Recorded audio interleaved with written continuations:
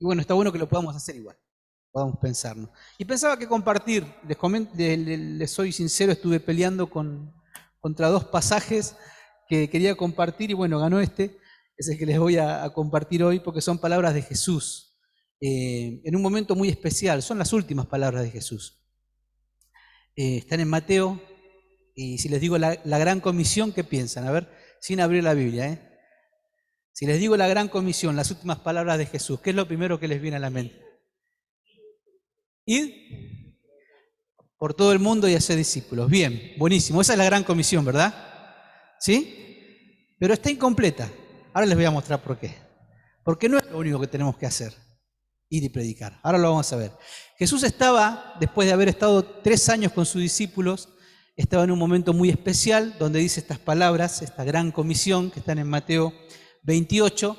Jesús elige sus discípulos 3 años antes, discípulos que eran muy jóvenes. Se calcula que Juan tenía entre 16 y 18 años cuando Jesús lo llamó para ser discípulo. Habían pasado 3 años, tendría 20, 21, con toda la furia, era re jovencito. Y se estaba poniendo en sus manos y en la mano de sus compañeros una tarea muy importante, ¿no? Que era llenar el mundo del Evangelio de Cristo, hablar del amor de Dios. Así que era una tarea muy importante y seguramente tenían mucho miedo, habían pasado por horas difíciles porque habían visto a su líder, aquel que les decía que era el Hijo de Dios, que había sido crucificado, que había muerto, que lo habían golpeado y ellos tenían miedo porque seguramente les iba a pasar lo mismo a ellos porque eran sus discípulos. Todos los religiosos perseguían a este Jesús y seguramente iban a perseguir a sus discípulos también. Jesús le había dicho que si hacían esto con el pastor de las ovejas, con las ovejas también lo iban a hacer. Así que en la mente de ellos estaban estas cosas y eran ciertas y Jesús sabía todo esto. Entonces Jesús, después que muere y que resucita con poder, se acerca a sus discípulos, está con ellos 40 días y llega este momento, que es el último momento en que lo iban a ver cara a cara, en el que iban a sentir su voz audible y Jesús les dice estas palabras re lindas. Y yo lo pensaba para nosotros, ¿no? Estamos terminando este año y yo creo que terminamos un ciclo después de haber haber sufrido mucho y haber perdido tantas cosas con la pandemia, ¿sí? Porque es así, muchos perdieron familia, amigos, trabajo, un montón de cosas y hay dolor muchas veces, ¿no? Y incertidumbre tal vez con lo que pase el año que viene. Yo creo que estas palabras de Jesús son las apropiadas para que podamos escuchar hoy y que podamos llevarnos en el corazón un pensamiento cortito. Ustedes saben que a mí me gusta compartir algo cortito, algunos pensamientos y me encanta que después lo podamos pensar cada uno en casa, ¿no? Pero les hablaba y les decía qué pensamos cuando pensamos en la gran comisión de Jesús y todos dijimos lo mismo porque es parte de la gran comisión. Pero hay algo más muy importante, así que te invito a que lo leamos. 28, Mateo 28, 16 dice, ahora sí abrimos la Biblia o el teléfono, como quieras. Pero los 11 discípulos se fueron a Galilea, al monte donde Jesús les había ordenado, aparentemente era el monte de los Olivos, y cuando le vieron, le adoraron, pero algunos dudaban todavía, ¿sí? Eran los 12 y tal vez algunos discípulos más, algunos dudaban todavía. Y Jesús se acercó y les habló diciendo, acá comienza la gran comisión, comienza con estas palabras, dice, toda potestad, todo poder, me es dado en el cielo y en la tierra. Por tanto, id, esto es lo que dijimos todos, y haced discípulos a las naciones, bautizándolas en el nombre del Padre, del Hijo y del Espíritu Santo, enseñándoles que guarden todas las cosas que os he mandado, y aquí yo estoy con vosotros todos los días hasta el fin del mundo. Amén. Amén. Palabras de Jesús, hermosas palabras de Jesús. Y comienza Jesús a hablarle a estos discípulos que estaban con miedo y que inclusive algunos dudaban, ¿sí? Y le dice, toda potestad, todo poder me es dado en el cielo y en la tierra. Me encantan estas palabras de Jesús, cuando une el cielo y la tierra. ¿Sí? Es como que Jesús a veces como que no hace tanta diferencia como la hacemos nosotros, ¿no? Cuando oró y les enseñó a los discípulos a orar, ¿se acuerdan que dijo? Hágase tu voluntad en el cielo como en la tierra, siempre trayendo el cielo a la tierra. ¿Hay cosas que podemos traer del cielo a la tierra? Sí, hay cosas que pudimos traer, Jesús las trajo. El amor, la compasión, la misericordia, la igualdad, la justicia, cuántas cosas trajo Jesús del cielo a la tierra, cuántas cosas podemos traer nosotros, ¿no? Pero pensaba, como para poner algún título o algunas palabras para que puedan quedar en la memoria en este último mensaje, que Jesús comienza a hablar con sus discípulos y le dice: todo poder, toda autoridad me es dada en el cielo y en la tierra. Y yo ponía acá, todos van a empezar con P, un poder para vivir, poder para vivir. Necesitamos esto, familia. Necesitamos entender y experimentar el poder de Dios en nuestra vida, ¿sí? Porque está el poder a nuestra disposición. Dice en 2 Timoteo 1:7, Pablo le escribe a Timoteo, a otro joven también, y le dice que no nos ha dado Dios un espíritu de cobardía, sino un espíritu de poder, de amor y de dominio propio. Un espíritu de poder. ¿Qué es un espíritu de poder? Tiramos rayos, qué sé yo, tocamos a la gente, se cae, hacemos milagros. ¿Ese es el espíritu de poder que se refiere acá? No, un espíritu de poder. ¿Sabes que muchas veces no enseñamos esto? Temas como este, temas como la ofrenda, temas como el Espíritu Santo, porque hay otras personas por ahí, hermanos también creo, muchas veces, de que lo enseñaron mal, ¿sí? Entonces el poder era sanar, el poder era declarar cosas que se tenían que cumplir. En cuanto al poder, el Espíritu Santo era solamente hablar en lenguas o solamente hacer milagros. Entonces nosotros silenciamos esta parte, nos callamos y no hablamos por ahí nunca del Espíritu Santo, del poder, de todo lo que genera ofrenda, porque si no nos van a confundir con gente que quiere robar dinero a las personas, ¿sí? Y muchas veces silenciamos este tema, pero es un tema tan importante. Estuvo en los labios de Jesús. Y dice Pablo acá que Dios nos ha dado un espíritu que no es de cobardía, sino que es de poder. ¿Por qué? Porque necesitamos el poder para vivir. Los discípulos necesitaban ese poder que venía de parte de Dios para poder entregar la palabra, para poder entregar el mensaje, para poder transformar este mundo. Y vaya que lo hicieron, porque transformaron este mundo y hoy el Evangelio de Cristo está regado por todo el planeta y todos han escuchado del amor de Cristo o han visto una cruz o han tenido la posibilidad de interesarse por este mensaje de Jesús. ¿Por qué? Porque obedecieron y recibieron este poder. Y yo pensaba en que necesitamos poder para vivir. Necesitamos este Espíritu Santo que Dios ofrece, ¿no? Y como decía ahí Pablo, no nos dio Dios un espíritu de cobardía, sino un espíritu de poder, de amor y de dominio propio. Hechos capítulo 1, versículo 8, están relatando y dice el versículo: pero recibiréis poder cuando haya descendido sobre vosotros el Espíritu Santo, y me seréis testigos en Jerusalén, en Judea, en Samaria y hasta lo último de la tierra. Está relatando este suceso. Con otras palabras, está relatando cuando Cristo es arrebatado, cuando asciende al cielo, y estas palabras son las palabras de Jesús: recibiréis poder cuando haya descendido sobre vosotros el Espíritu Santo. ¿Cuándo descendió el Espíritu Santo en los discípulos? ¿Se acuerdan? ¿Cuándo fue? En Pentecostés.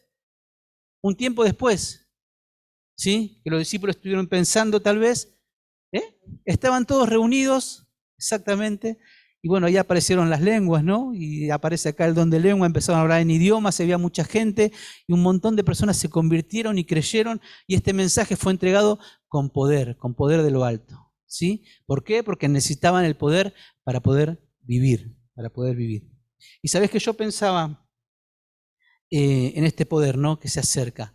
Y cómo, porque una cosa es decirlo, necesitamos poder, y sí, bueno, está bien, ¿qué es el poder? El poder es el Espíritu Santo en la vida. Dice Gálatas, sí,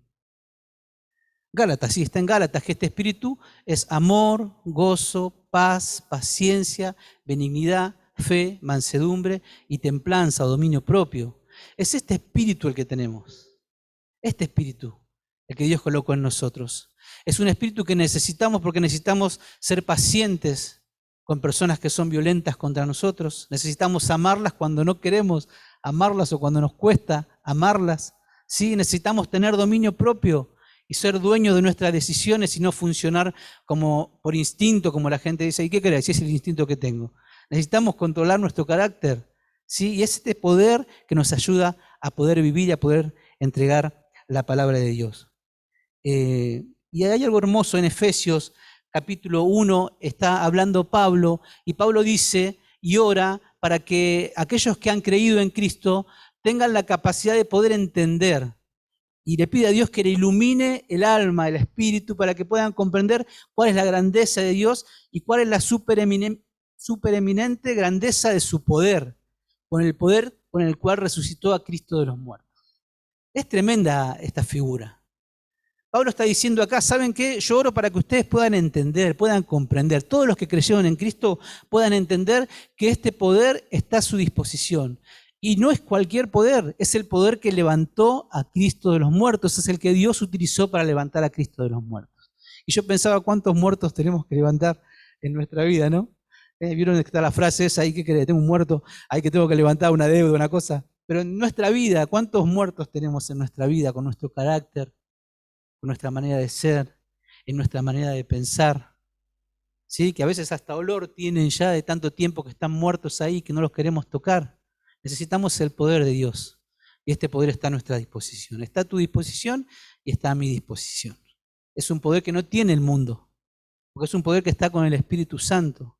Y el que no cree en Cristo no tiene el Espíritu Santo, entonces no tiene a disposición este poder. Pero vos y yo, porque hemos confiado en Cristo, tenemos este poder que nos ayuda a poder vivir. Yo pensaba un poder para vivir. Jesús les quiere dejar bien claro esto, un poder para vivir. Tienen esta tarea, tienen que compartir el Evangelio a todo el mundo, pero van a necesitar poder de lo alto. Es una tarea que yo voy a gobernar, es una tarea que yo voy a influenciar, es una tarea que yo voy a sostener. Es ese poder que necesitamos para poder vivir. Pero sigue ahí hablando, leímos el versículo 18 y el versículo 19 dice, por tanto, id y haced discípulos a todas las naciones, bautizándolas en el nombre del Padre y del Hijo y del Espíritu Santo, enseñándoles que guarden todas las cosas que os he mandado. Precioso lo que dice Jesús acá. Y yo pensaba en un poder para vivir y pensaba en un propósito para vivir. ¿Sí? Poder para vivir y pensaba en un propósito para vivir. Jesús les está diciendo cuál es el propósito de sus vidas, cuál debe ser el propósito de sus vidas. Id por todo el mundo y predicad el Evangelio, bautizando a aquellos que creen y enseñando todas las cosas que Él les había enseñado.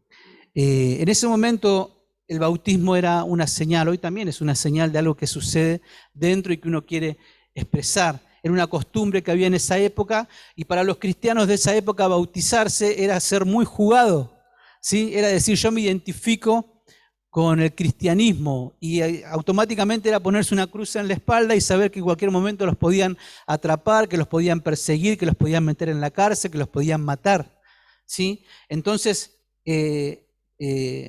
acá Jesús le dice a los discípulos que tienen que buscar adeptos o gente que crea y comprometerlos a que puedan creer las verdades que Él está enseñando, ¿no? El propósito de nuestra vida es vivir como Cristo vivió, ¿sí? No solamente predicar a Cristo, es vivir como Cristo vivió. Es más fuerte la idea, ¿sabés? Porque yo pensaba en esta frase, ¿no? Y esto es lo que más por ahí me hacía ruido en la cabeza y pensaba, ¿no? Vivir la vida que Cristo vivió. Cristo no solamente predicó el Evangelio, ¿sí? Y vivir la vida de Cristo no es solamente predicar el Evangelio, es adorar, es predicar, es la comunión, es obras, es todo lo que implica poder amar a otro, ¿no? Predicar a Cristo no es lo mismo que vivir a Cristo. Predicar a Cristo se puede predicar desde acá. Y venimos todos los domingos y predicamos a Cristo y en cierta manera está bien. Pero vivir a Cristo es otra cosa. Vivir a Cristo es vivir a Cristo en la facultad, donde hay personas que no conocen a Cristo y donde se tocan temas por ahí complicados y levantar la bandera del Evangelio. Vivir a Cristo es estar en el trabajo cuando se hablan cosas que no tenés que escuchar y vos podés decir cuál es tu opinión. Vivir a Cristo es en la familia, donde muchos no son cristianos, y poder dar un pensamiento sin ir al choque, ¿no? Eso es vivir a Cristo. Es distinto. Jesús lo que vino a hacer fue a sacar a Dios de los templos, ¿sí? Cuando vino Jesús, hace 2000 años, lo que hizo fue sacar a Dios de los templos, porque Dios era un Dios inaccesible. Y toda la religión había puesto a Jesús dentro de los templos a tal punto de que el que tenía una casa cerca del templo valía mucho más que el que la tenía a 3 o 4 cuadras. Y si esa casa estaba apuntando a las puertas del templo, bueno, valía muchísimo más. ¿Por qué? Porque ahí estaba la figura de Dios. Y era inaccesible, o se entregaba a las personas y se les acercaba de la manera que los religiosos querían, y la gente se acercaba con temor a Dios. Por eso Jesús viene, habla ahí en Lucas 4 y dice que el reino de los cielos se ha acercado y que ha venido a sanar a los enfermos, a los cautivos, a traer libertad a los oprimidos, a dar vista a los ciegos. Y dice, esto se cumplió, se está cumpliendo en mí. Y no lo podían creer y primero, bueno, decían qué bien que habla. Y cuando dice, bueno, esto se ha cumplido y se viene a cumplir en mí. Y cuando les dice que el evangelio se está acercando a los gentiles, no lo podían creer. A tal punto que lo sacaron, lo llevaron hasta el borde de la montaña y lo querían despeñar, querían tirarlo para que muera Jesús. Pero Jesús, el propósito de Jesús fue a sacar a Dios de los templos y llevarlo a la gente que lo necesitaba, a los más vulnerables, a los que no tenían tal vez dinero como para poder ofrendar, a los que solamente podían tener unas moneditas para comprar un pajarito y no podían tener mucha plata para comprar, no sé, becerros, otras cosas que ofrecían, que los miraban con desprecio. Jesús vino a sanar a esas personas. Y todo el ministerio de Jesús, esto de traer a Dios a la tierra, de acercar a Dios a las personas, fue en las calles, fue con los enfermos, fue en los hospitales, en el estanque de Siloé, fue con las personas que realmente necesitaban ser tocadas por Dios, fue con los paralíticos, fue con los ciegos, fue con los leprosos, fue con los mendigos.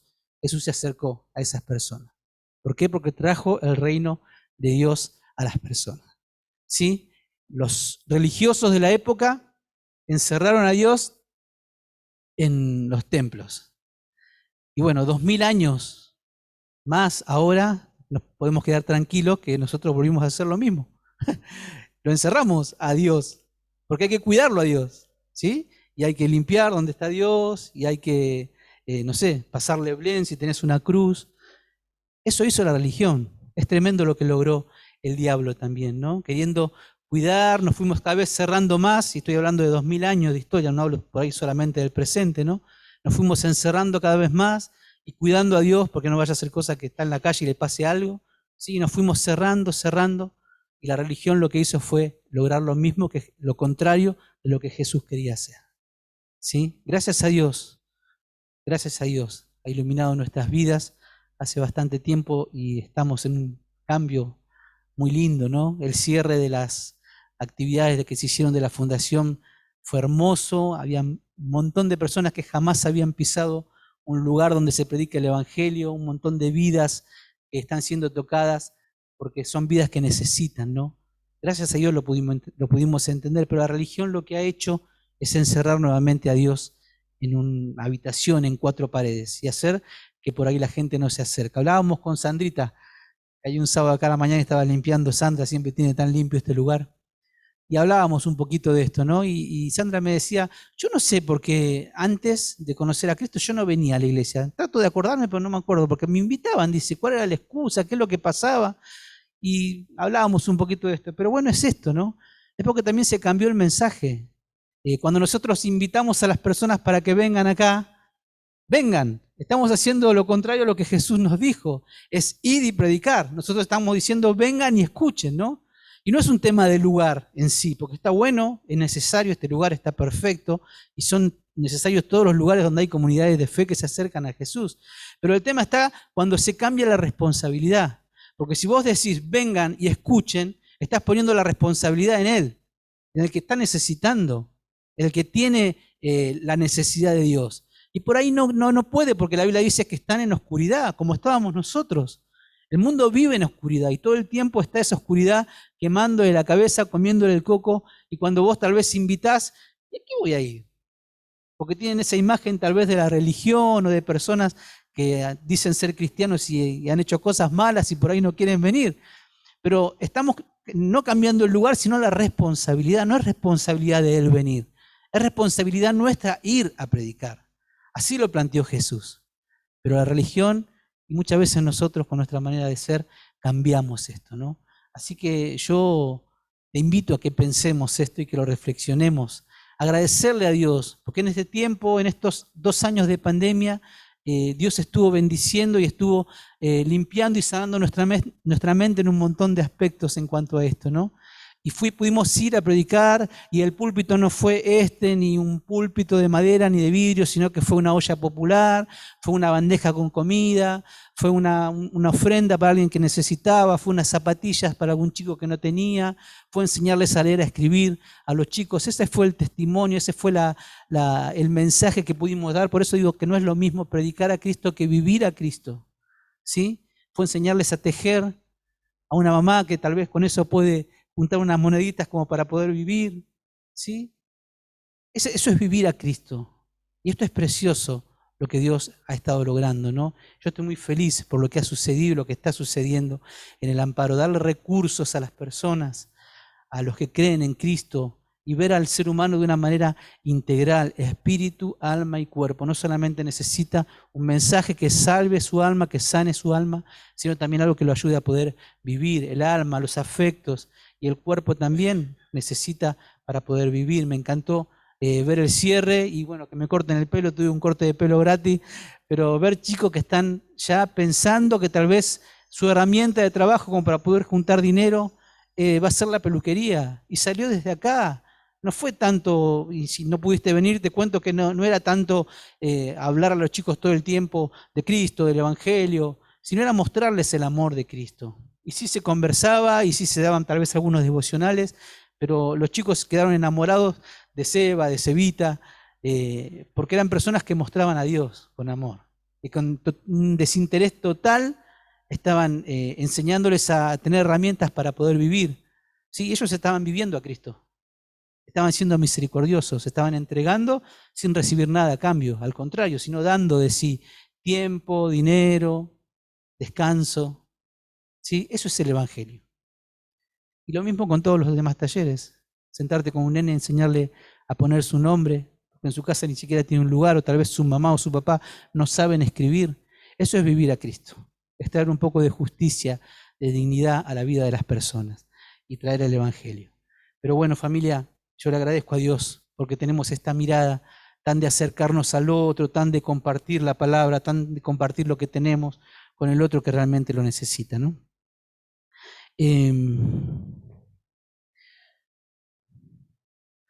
Vamos al otro. Dijimos poder para vivir, dijimos propósito para vivir, pero termina acá el versículo 20 y dice: y he aquí yo estoy con vosotros todos los días hasta el fin del mundo. Y puse presencia para vivir. Los 3 con P. Poder para vivir, propósito para vivir y presencia para vivir. Necesitamos la presencia de Dios todos los días. No podemos vivir lejos de su presencia. O sea, sí podemos vivir lejos de su presencia, pero así nos va cuando vivimos lejos de su presencia. Todos hemos vivido lejos de su presencia, ¿o no? Yo levanto la mano. He vivido muchas veces y mucho tiempo lejos de su presencia. Quizás sí acá adentro o en otra iglesia, pero lejos de su presencia, lejos de la presencia de Dios. Nosotros nos alejamos, Él siempre está, ¿no? Pero nosotros nos alejamos de Él y tal vez no podemos percibir su presencia, ¿no?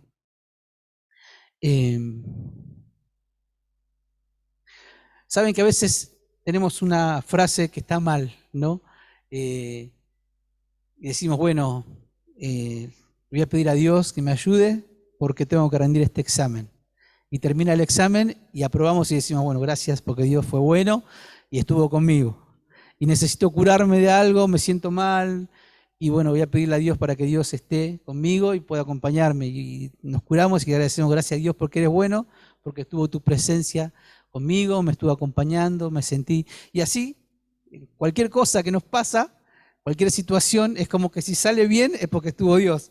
Y si sale mal es porque no estuvo Dios, ¿no? Y es algo equivocado. O sea, la presencia de Dios está siempre con nosotros, ¿sí? Hablaba con Santi Sandoval hace bastante tiempo, todos sabemos porque él lo comparte, no es algo que yo esté diciendo y que no sepamos los problemas, los conflictos que tiene con su familia, especialmente con su mamá, ¿no? Todos lo sabemos, él pide que oremos por él, lo hemos hecho muchas veces, ¿no? Pero en un momento de crisis saliendo de ese momento de crisis en una charla, con lágrimas en los ojos, él me dice, ¿sabes qué? Yo estoy descubriendo a Dios de una nueva manera, dice. Porque yo siempre lo veía por ahí en las cosas buenas, es esto que te estoy diciendo, ¿no? En las cosas buenas, cuando pasaba algo lindo y lo disfrutaba, decía, bueno, gracias Dios. Y ahora lo estoy viendo en este momento, en el momento más oscuro, cuando hay muchas complicaciones. No es que Dios se alejó, Dios está recontra presente ahí, está poniendo paz en mi vida, ¿no? Y yo decía, qué bueno que lo pueda entender siendo tan joven esto, ¿no? Que Dios está siempre, Dios está presente siempre. David escribe en el Salmo 56, dice, en el día que temo, yo en ti confío. ¿Sí? David dice, cuando la paso mal, cuando la estoy pasando mal, yo sé que estás acá. Por eso confío, no vas a confiar en alguien que no ves o que no crees que está. ¿Sí? Pero cuando yo la paso mal, dice David, en ti confío. Y en el Salmo 23 escribe, ¿no? Aunque pase por el valle más oscuro, no temeré porque tú estás a mi lado. Tú estás a mi lado. El valle más oscuro. Yo no sé, seguramente pasaste por el valle más oscuro y decís, esto es lo peor que he pasado en mi vida, y tal vez sí es lo peor que has pasado en tu vida. Bueno, Dios estuvo ahí, presente, ¿sí? Acompañándote, estuvo dándote fuerzas. Y yo quiero animarte a que puedas confiar que esas son palabras de Jesús, que están en la Gran Comisión. Y la Gran Comisión es la gran manera de vivir. Es vivir a Dios, es vivir a Cristo, es vivir entregando el mensaje, es vivir lleno de su poder y es vivir lleno de su presencia, ¿no? Dios le dice a Moisés, mi presencia irá contigo y te daré descanso. Mi presencia irá contigo y te daré descanso. Es como que la presencia de Dios en la vida trae paz, trae descanso, trae alivio, saber que Dios está al lado mío. Aunque sea un valle de oscuridad extrema, Dios está presente, ¿no? Y termino pensando en el apóstol Pablo. Pablo escribe ahí en 2 Timoteo, si querés, ahí podés acompañarme. Le está escribiendo a Timoteo, a uno de sus discípulos, alguien que conocía todo el trabajo que Pablo había hecho, que había sido influenciado por la Biblia, por la vida de Pablo, y escribe ahí en el capítulo 4, 2 Timoteo 4, le está escribiendo, ¿no? Y le dice en el versículo 9, le abre su corazón, ¿no? Es tremendo cuando Pablo, una persona dura, así, como que tenía vida encima, que había pasado por muchas cosas, había tenido lugares de poder, de autoridad, y esos lugares a veces cierran a las personas, ¿no? Las hacen impermeables y no pueden mostrarse realmente como son, ¿no? Pero Pablo acá le abre el corazón y le dice, un Pablo anciano ya y sufriendo, le dice, procura pronto venir a verme, le dice, te extraño, necesito que vengas, le dice, porque Demas me ha desamparado. ¿Qué palabra esa, no? Desamparar. Es tremendo. Desamparado es la palabra que utilizó Jesús cuando Dios sacó la mirada de él, cuando estaba en la cruz. Es una palabra muy fuerte. Dice la Biblia que Dios ampara a este mundo y nos ampara. Nosotros no sabemos lo que es realmente sentirnos desamparados, ¿no? Pero el grito de Jesús fue, Padre, ¿por qué me has desamparado? Corrió a la mirada y sintió que estaba totalmente solo, ¿sí? Pablo escribe acá, dice, Demas me ha desamparado. Se sentía como se sentía Jesús en la cruz, amando este mundo, y se ha ido a Tesalónica. Fíjate, sumamos nombres, ¿no? Crescente fue a Galacia, tal vez fue en un viaje misionero, y Tito a Dalmacia. Solo Lucas está conmigo. Toma a Marcos, tráele contigo, porque me es útil para el ministerio. Dice a Tíquico, lo envié a Éfeso. Y le empieza a decir, trae cosas que necesito, ¿no? El versículo 14 dice, Alejandro, yo siempre leía el carcelero, y no es carcelero, es el calderero, ¿sí? Se ve que el que manejaba la caldera, y siempre decía el carcelero. Me ha causado muchos males, el Señor pague conforme a sus hechos. Y dice, en mi primera defensa ninguno, el versículo 16, estuvo a mi lado, sino que todos me desampararon, no les sea tomado en cuenta. Y el versículo 17 dice, pero el Señor estuvo a mi lado y me dio fuerzas.